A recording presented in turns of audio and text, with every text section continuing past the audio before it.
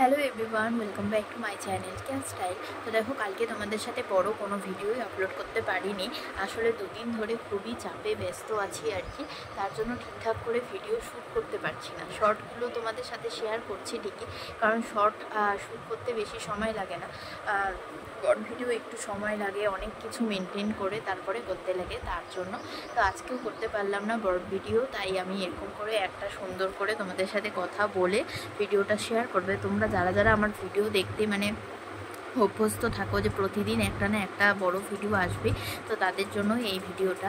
আর আজকে সকাল থেকেই নানান কাজের চাপ ছিল। তার মধ্যে কি বলতো, দুপুর স্কুল যতদিন বন্ধ ছিল গরমের ছুটির জন্য, তো ততদিন একটা আলাদা লেভেলেই আমার কাজ হতো, একটা সিস্টেম বাঁধা হয়ে গেছিলো। এখন যেহেতু দুপুর স্কুলটা খুলে গেছে, এখন সকাল থেকে তাণ্ডব লেগে যায়, কোনটা ছেড়ে কোনটা করব তাল পাচ্ছি না।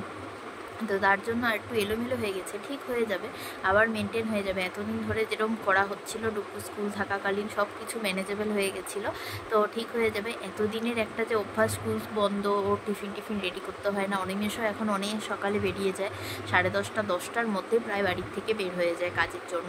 তো তাই আর কি, চারিদিকে এত ঝামেলা পড়ে গেছে, তাই তোমাদের সাথে আর কি বড় ভিডিও শ্যুট করতে পারছি না। কালকে দিনে আজকে যে দিলাম একটু সময় বের করে, এখন হচ্ছে ছেলেকে ঘুম পাড়ালাম।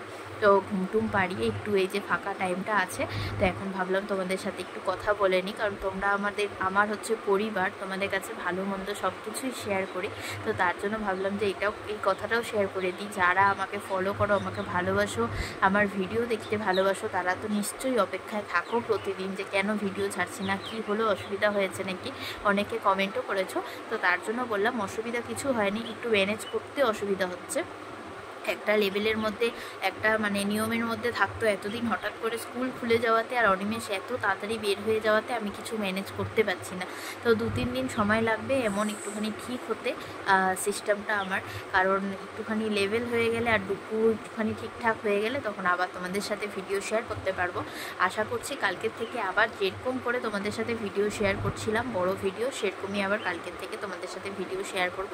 তোমরা একটু আমার পাশে থেকো।